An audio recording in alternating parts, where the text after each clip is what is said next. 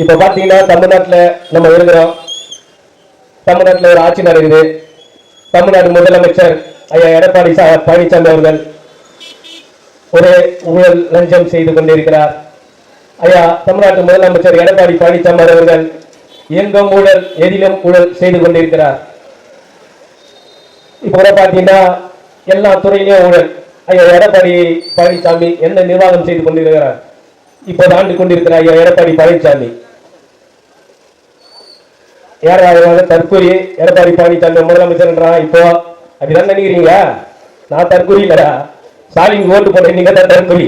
நடக்கிற ஆட்சியில ஏதாவது ஒரு வித்தியாசத்தை, ஒரு 10 வித்தியாசத்தை அவங்க கொள்கையில எந்த ஒரு முறைப்பாட்டுல இருக்காங்க. ஒரு 10 வித்தியாசத்தை ஏன்னா இங்க ஒரு திமுக காரன் சொல்லிட்டானா 10,000 ரூபாய் தரேன்.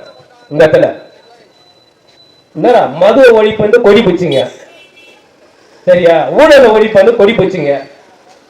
நானே ஒழிப்பேன். ஒவ்வொரு அமைச்சரும் ஊழல் செய்கிறாங்க. எந்த அமைச்சரை பிடிச்சி உள்ள போட்டீங்க? அதிமுக ஒரு அமைச்சரை பிடிச்சி நீங்க சிறையில போடுறது உண்டா? எங்கேயாவது ஒருத்தனை காட்டுங்க பார்க்கலாம். அப்ப அந்த அமைச்சர் மேல நீ பொய்யான குற்றச்சாட்டு சொன்னியா? மது ஒழிப்புன்னு சொன்ன ஒழிக்கல. அப்ப என்ன சொல்லிட்டு நீங்க ஆட்சியில வந்திருக்கிறீங்க? எல்லாமே ஏமாற்று. இப்ப நீங்க அடுத்தது என்ன பண்ணுவீங்க? நீங்க அடுத்தது ஒரு இது வச்சுருப்ப திமுக ஒரு ஊழல்ரா, இவங்களை திருத்த முடியாது. அடுத்தது எங்க போவீங்க? நீங்க எங்க போவீங்க? அதிமுக கிட்ட போவீங்க. அதிமுக ஓட்டு போட்டீங்க வச்சுங்களா, அது எடப்பாடி ஆள மாட்டாரு. அப்ப ஸ்டாலின் ஆடுற மாதிரி இருக்கும். ஏதாவது ஒரு வித்தியாசம் சொல்லுங்களா? எடப்பாடிக்கு ஸ்டாலின் போட்ட ஒரு வித்தியாசம். அவங்க 2 பேரும் ஒண்ணு. இது ஐயாயிரம் வாயில மண்ணு. 2 பேரும் ஒண்ணியா? நீங்க ஏன் ஓட்டை வேஸ்ட் பண்றீங்க ஒவ்வொரு முறையா? சாராய ஆலையா? நீங்க பாருங்க, சசிகலாவுக்கு சாராய ஆலை இருக்கு, ஐயா ஸ்டாலினுக்கு சாராய ஆலை இருக்குது. அதிமுக ஆட்சியில சாராய ஆலை, திமுக சாராய ஆலையில இருந்து மதுபானத்தை எடுத்து மதுக்கடையில விற்கிறாங்க. அவங்களுக்குள்ள வருமானம் பார்க்கறதுல எந்த ஒரு போட்டியும் இல்லை.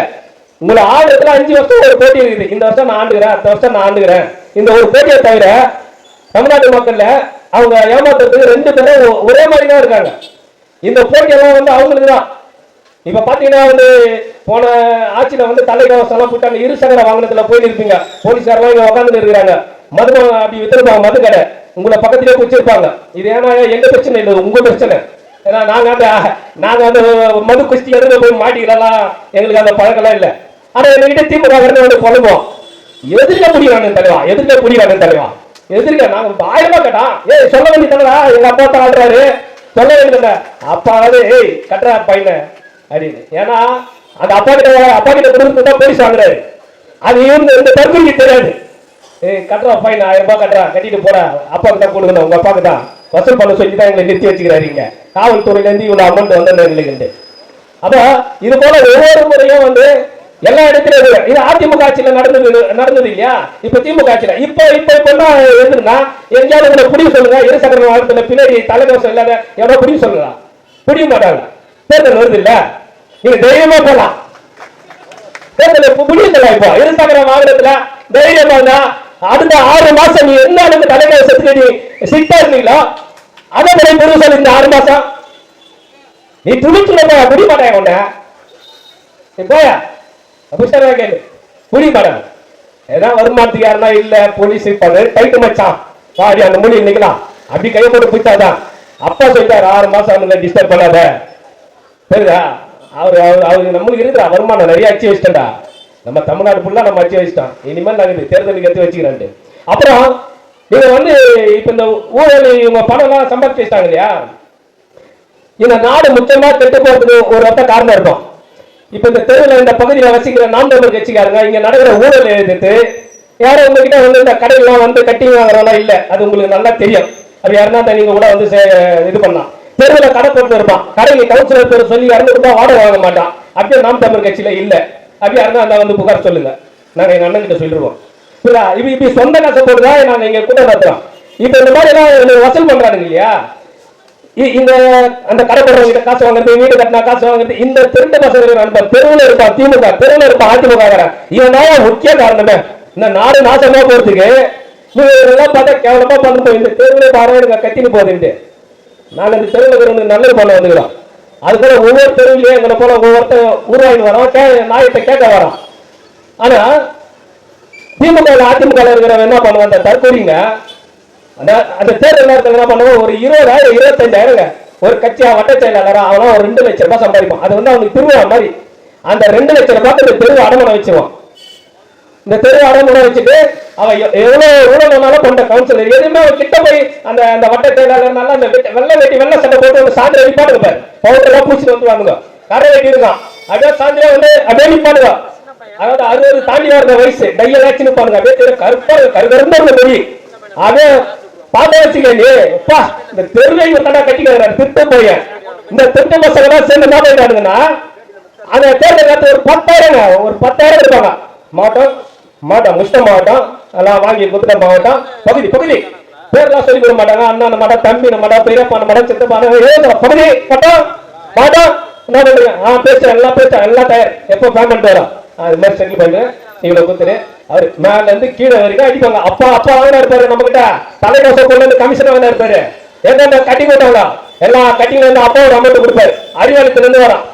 அந்த அமௌண்ட் எடுத்து இங்க, அதாவது நான் அதிமுக சொல்றேன், திமுக சொல்றேன், அதிமுக காரலாம் நம்மள சொல்லடாடா அப்படியெல்லாம் நினைக்காதீங்க. நான் ஏற்கனவே முன்னாடி சொல்றேன், 2 பேரும் ஒரு ஆள் தான் புரியுதா, அவரை தனியா ஒண்ணு தனியா சொல்ல முடியாது. அறிவாலயத்துல இருந்து பணம் வருதுன்னா இங்க வந்து அதிமுக இருந்து பணம் வரும். அதே பணம் வந்து மாவட்ட கிட்ட வரும், ஒரு 500 கோடி கொடுத்தா அவரு வந்து சுருட்டிட்டு ஒரு 50 கோடி இது போல ஒவ்வொருத்தங்கிட்டா வரும். கடைசியா இந்த தெருவில் வரும். இந்த தெருவில் வரும்போது இந்த தெருவில் இருக்கான் பத்தியா அந்த வட்டத்தில் ஏன் தெருவில் மெச்சம் பாருன்னா கடைசியா ஓட்டு என்ன போயிருங்கன்னா அந்த தெருவில் இருக்கிற திமுக வந்து அந்த கூட்டுல உட்காந்து இருப்பான். அதே சின்ன உட்காந்து இன்னும் நாட்டுக்கு நல்லது செஞ்ச மாதிரி உதயசூரிய சின்னத்துக்கு ரெட்டாலை சின்னத்துக்கு அப்படியே வச்சு நின்று இருப்பாங்க. இவங்களை பார்த்து நீங்க ஏமாத்த கூடாது. தெருவில் உங்களுக்காக அந்த போராடுறாங்க பத்தி அந்த பசங்க உங்க பிரச்சனை அவங்கள பாருங்க, அவங்கள பார்த்து ஓட்டு போடுங்க. இந்த திமுக அதிமுக வேற 25,000 ரூபாய்க்கு 30,000 ரூபாய் 50,000 ரூபாய் அதிகபட்சம் ஒரு 2 லட்சம் ரூபாய் வித்துருவாங்க. நாளைக்கு வித்துட்டு கவுன்சிலர் கிட்ட இவங்க போவானுங்க, இந்த கொடை பிரச்சனை நீங்க எதனா இருக்கு பத்தியா இந்த திமுக காரனு இந்த கவுன்சிலர் கிட்ட போயிட்டு நிப்பாடுங்க. கவுன்சிலரியா நம்ம தெருவில் கொடாதுங்க செருப்பு பிஞ்சுற நாய, நீ என்னடா சும்மா வேலை செஞ்ச, காசு வாங்கி வேலை செஞ்ச, எல்லாம் நடக்கும்போது நடக்க போறான்.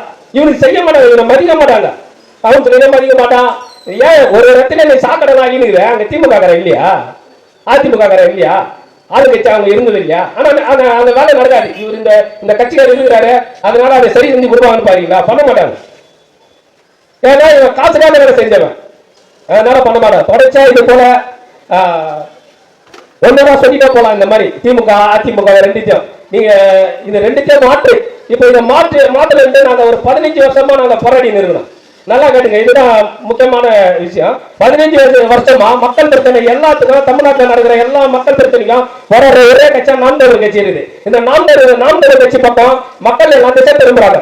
இது என்னடா நமக்கான கட்சியா இருக்குது, நாம்ன்றாங்க, தமிழர் இருந்தாங்க, நானும் தமிழ் தான், அப்ப நம்மளதான் இவங்க கூப்பிடுறாங்கன்ட்டு எல்லாருமே நாம் தமிழர் கட்சி மீது கவனம் திரும்பும் போது இவர் என்ன பண்றாங்க, இந்த அதிமுக திமுக இந்த தேசிய கட்சிகள் இவனுங்க தமிழ்நாட்டுக்கு சம்பந்தம் இல்லாதவனுங்க, தமிழ் இனத்துக்கு சம்பந்தம் இல்லாதவனுங்க இவங்க என்ன பண்றாங்க, இந்த வாக்குகளை எப்படி திசை திருப்பது.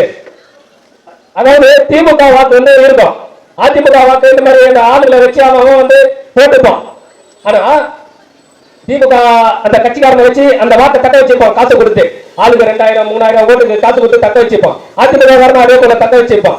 ஆனா பொதுமக்கள் இருக்கிறாங்க பாதிக்கப்படுறாங்க. இந்த பொதுமக்கள் வாக்கை திரும்ப எங்கடா போடலாம், சரி புதுசா ஒருத்தன் வந்துருக்கிறான் அவனுக்கு போடலான்ட்டு அப்படி போட்டதுனாலதான் இன்னைக்கு நாம் தமிழர் கட்சி அங்கீகாரம் பெற்ற கட்சியா மாறி இருக்குது.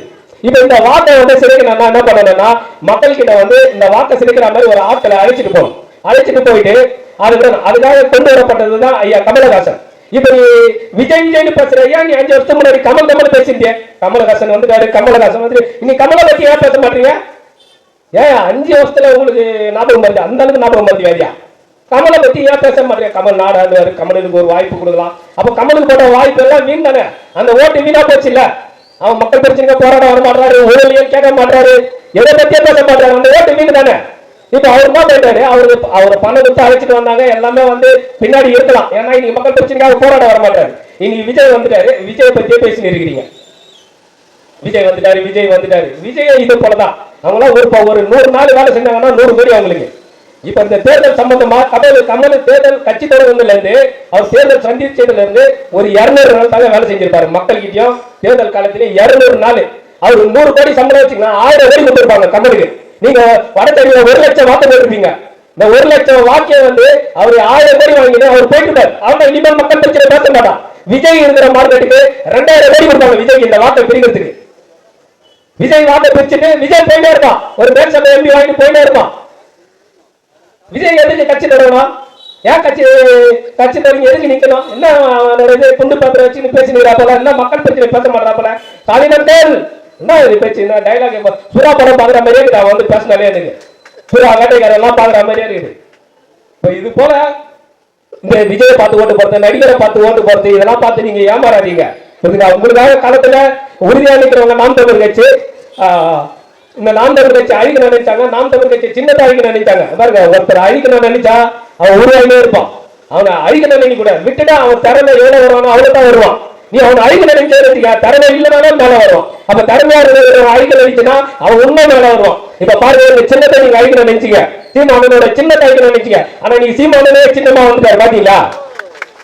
இதுதான் நாம் தமிழ் கட்சி. நீ அழிக்க நினைக்காத, அழிக்க நினைக்காத, அழிக்க நினைச்சா அழிஞ்சு போயிடும். ஆணவத்தில் ஆளாதீங்க. நன்றி, வணக்கம். நாம் தமிழர்.